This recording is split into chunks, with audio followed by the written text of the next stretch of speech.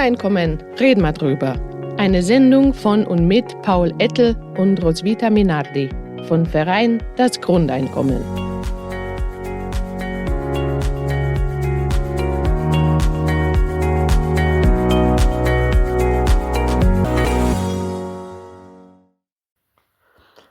Liebe Hörerinnen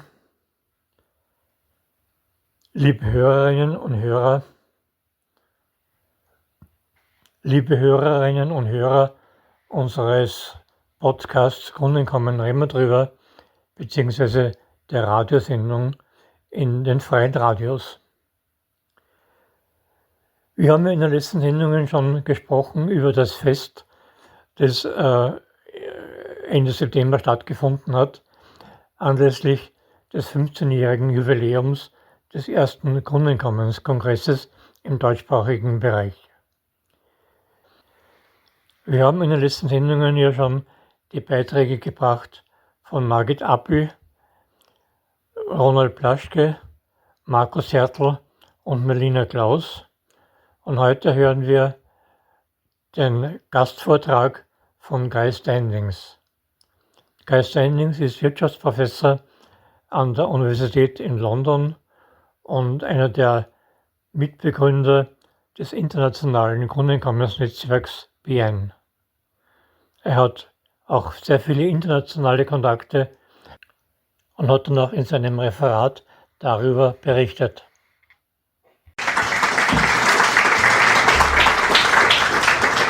I apologize for not speaking German. I really should have learned some German by now, but it's a language I've always found difficult. We formed BIEN 39 years ago this month. And when we were very young at that time, I was wearing shorts, like a little boy, very young. And we thought it would be a discussion group that would last a few months, exchange messages and telephone calls. And we are still going. We've just had our 24th International Congress held in Rio de Janeiro. And I was reflecting, sitting here, on the journey that we have been on. And I thought it would be of interest to you that we had our Congress in Seoul in South Korea in 2016. And a man came up to me, little man, came up, said, "Dr. Standing, please will you explain basic income? Please." I said, well, so I explained it. And then he asked me about 20 questions. And then he went away and he said, he came back the next day, he said, "I'm going to stand for governor of my province on basic income." I said, okay, good luck. In our Congress in Hyderabad in 2019, he came. This time he was wearing a suit, tie, with an entourage of officials all saying, "Yes, sir, yes, sir." And he'd become governor. And when he became governor, he introduced a basic income for all young people. 125,000 young people in his province in Korea started receiving a basic income. He came up to me at that Congress and he said, "Dr. Standing," I said, "Please call me Guy. Dr. Standing, I am going to stand for president." I said, "For president?" And he said, "Yes, on basic income." I said, "Okay, good luck." He said, "Would you write some newspaper articles for me to support what we're saying?" I said, "Of course, of course." He went off. Then we had another Congress in Seoul in 2022. This time he came, and a lot of people, I think, Diana, you were there, were you not? I missed it. No, you missed that. So a lot of young people came, hundreds of them. And he went to the front. He went to the front, and he stood there. The Koreans are very formal. He stood there and he said, I failed. And I put my hand up. And I said, no, can I talk? So I went to the front. I said, you did not fail. You got 49.5% of the vote. 49.5%. I said, almost all politicians in the world would give their arm to get 49.5%. I said, the rich mobilized against you, the Americans mobilized against you, and you nearly won. And I said, next time you will win. Shortly after our Congress, he was in the street and a right-wing neo-fascist stabbed him with a knife. We thought he would die. This June, he was elected President of Korea. Isn't that a good story? He's now President of Korea. And he got 54% of the vote. So one of our members has become a president of his country. That can happen anywhere. And we have been on a long journey where we've been ridiculed, we've been attacked, we've been accused of all sorts of things. But there's something in the air which gives me confidence. And I want to remind us of the journey. When we formed BIEN in the mid-1980s, it was the time of the neoliberal economics revolution associated with Thatcher and Ronald Reagan and a new right, Friedrich Hayek and Milton Friedman and all those people. And it was clear to me that this was the end of the road for social democracy.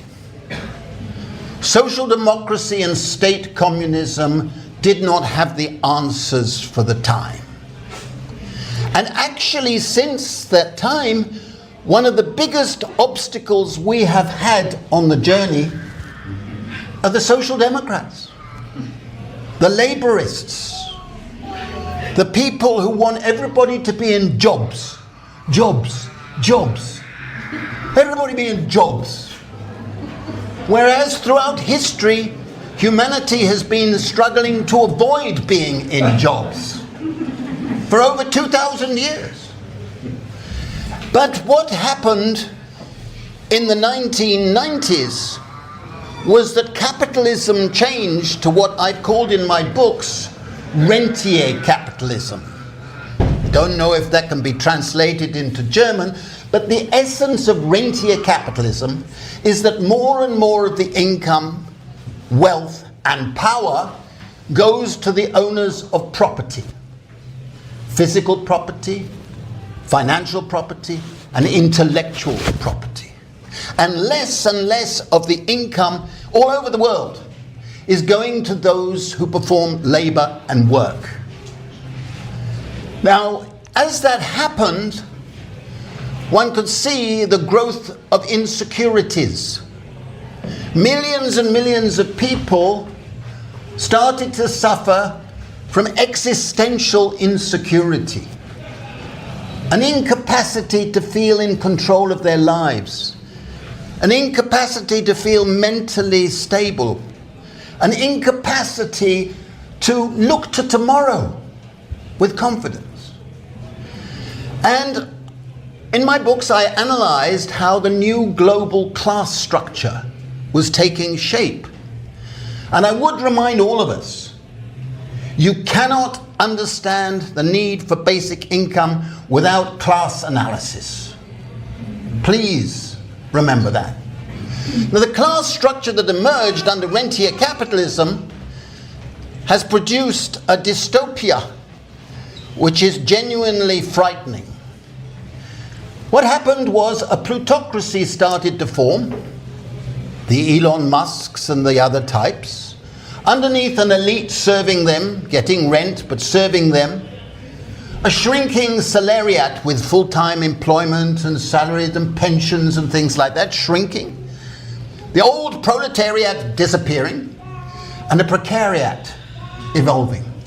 And the precariat must be understood in 3 dimensions. I haven't got time to go into all the details. You will find them in my books if you find it of interest.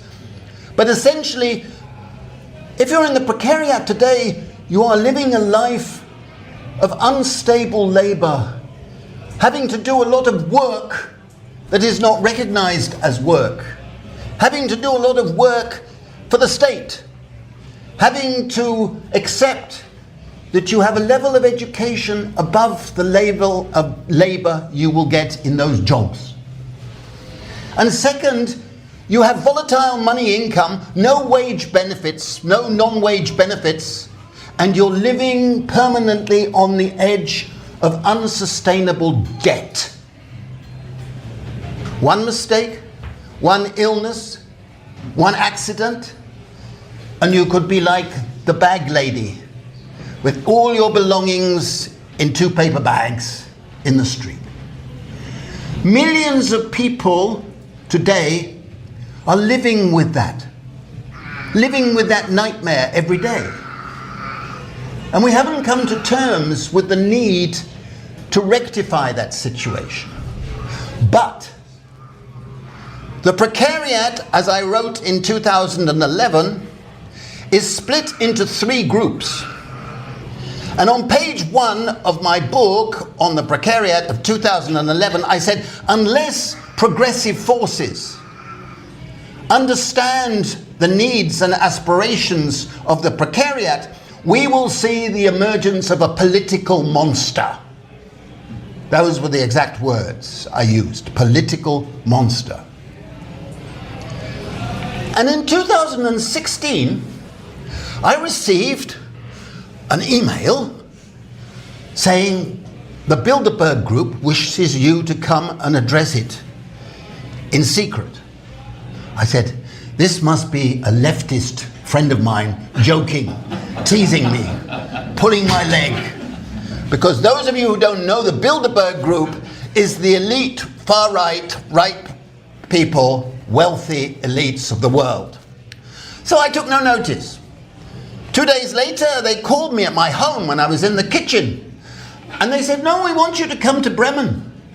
It's a confidential secret.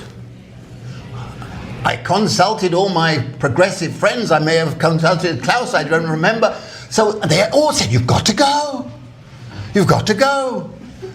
So imagine how it felt in April 2016 in this wonderful, huge hotel, surrounded by guards and things, addressing this roughly the same number of people, with Henry Kissinger sitting in front of me there,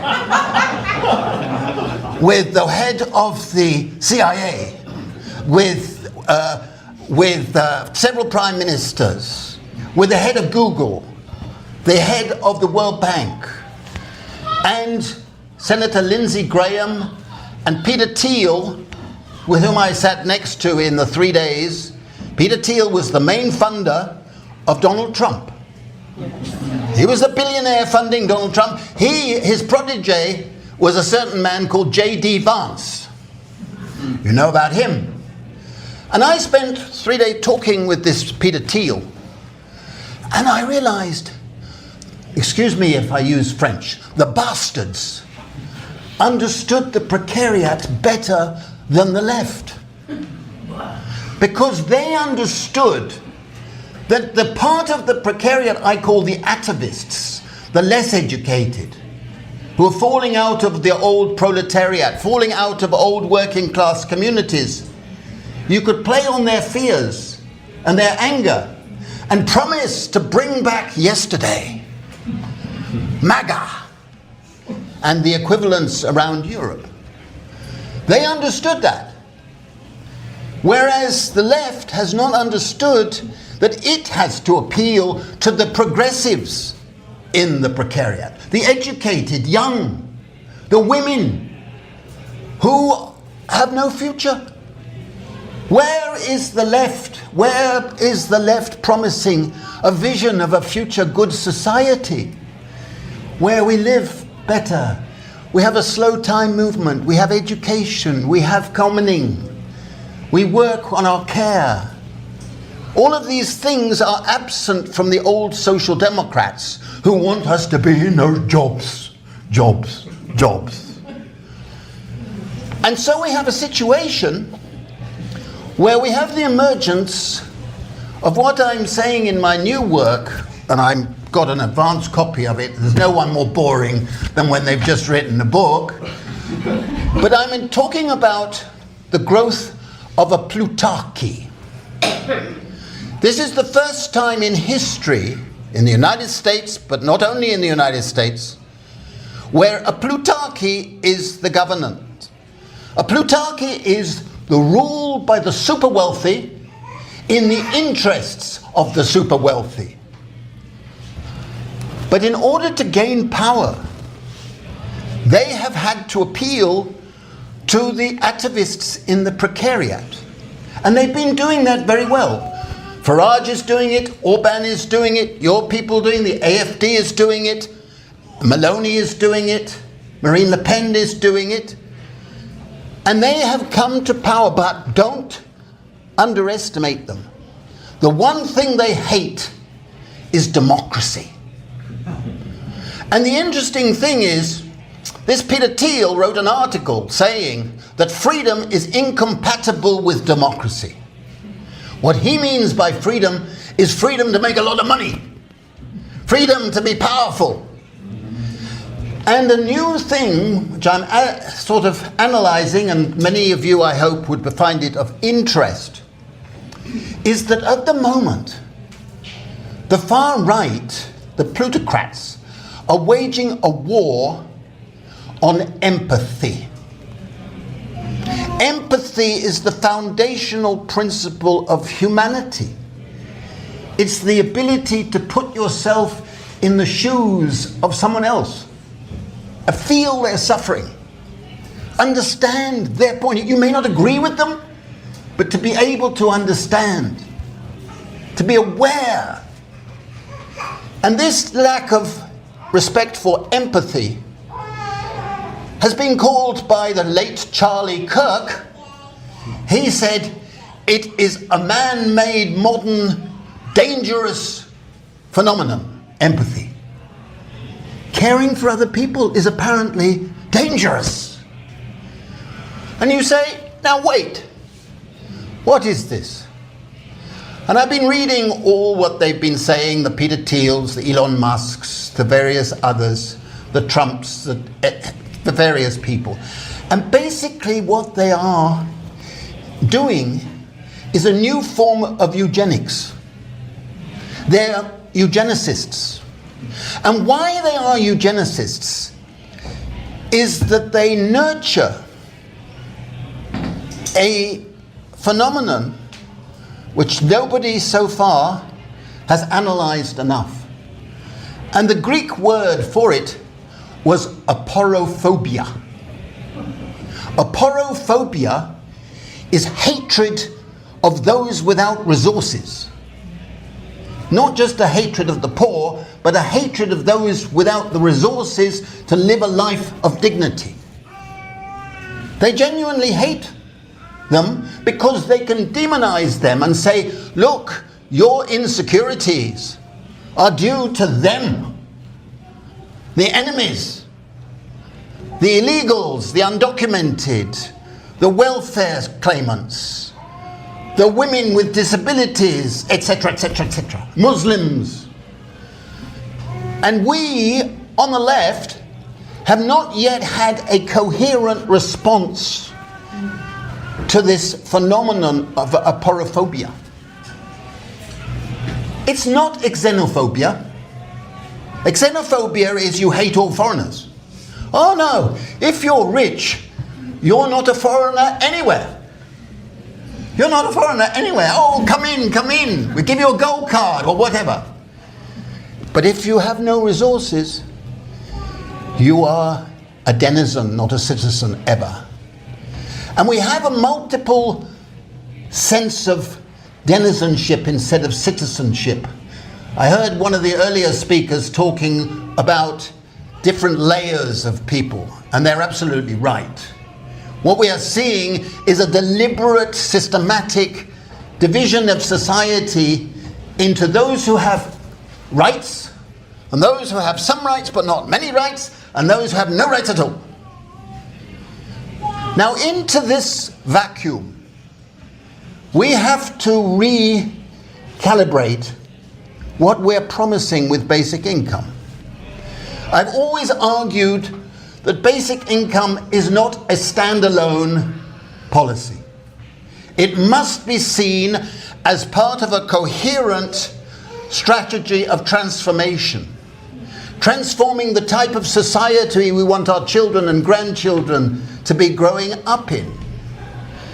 Transforming in the sense of emancipating our control of time, which is why I've written a book called The Politics of Time. Because I think, historically, the great era of modernity came at the end of the 19th century, when suddenly only labor counted as work. The communists said it, the social democrats said it, the trade unions said it, all the groups in dominant positions, and your speech earlier, Melina, was very much spot on, understanding this. And in that context, now we need to rescue work. We all want to work, but we don't necessarily want to labor in jobs. And we want to rescue the wonderful idea of commoning, the commons. The commons belong to all of us. And yet one of the greatest tragedies of the past 40 years has been the plunder of the commons. Taking of the commons, privatizing, financializing the commons. The commons belong to us. And we should make that the foundational principle, commons justice. And my latest book, called Human Capital, which will get me into a lot of trouble when it comes out in January, is basically saying one of the reasons we have seen this drift to the far right is that our education system has been captured by capitalism. It's been converted into a huge global factory system for churning out people to try and make more money than other people, be more competitive. And in the process, as I document, appreciation of the arts, appreciation of music and culture and philosophy and history has all been thrown away. You don't need those things, they don't get you more money. So they go. And if you produce young students coming out without a sense of their history, without a sense of their culture, without a sense of empathy, without a sense of paideia, appreciation of the pursuit of truth, then you will get a fascist tyranny. And this is what we're seeing at the moment. And we have to change our rhetoric accordingly to present a vision and say, look, we need to rescue our education system. We need to gain control of our time. We need to provide and promise security to the precariat, all parts of the precariat. And in the course of my 39 years, I've been fortunate or unfortunate, as Diana and Klaus and a few of you may know, to have been involved in pilots, basic income experiments around the world. Biggest one we did was in India, also several in Africa. Been involved in the Finland one, just finished one in Wales with the government of Wales. There are over 100 basic income pilots and experiments going at this moment. And those are showing consistent results. If you give people basic security, they become more altruistic. They become more tolerant. They slow down. Their mental health improves. They feel real freedom. They feel a sense of justice. And therefore they want other people to have that.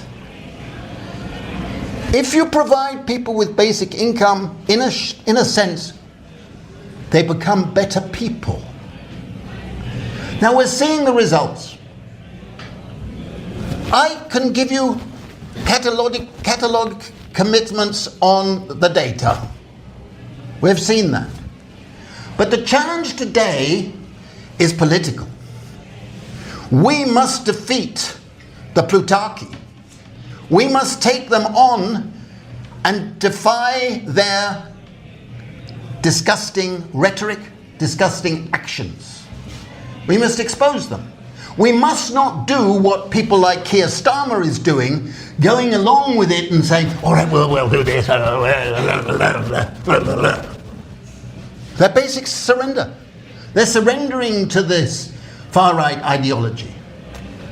That's not what we should do.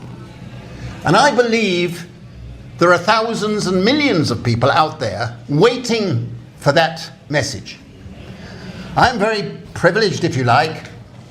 I've given over 800 talks on basic income and the precariat in the last decade. And I find that I've spoken in 154 different universities in 49 countries. And everywhere, I find the same energy. I find the young particularly saying, why aren't our politicians taking the lead? Why? What's wrong with them? And that's what we've got to keep on saying. But I'm actually optimistic. President Lee is the first president from BIEN, but I hope he will not be the last. Thank you very much.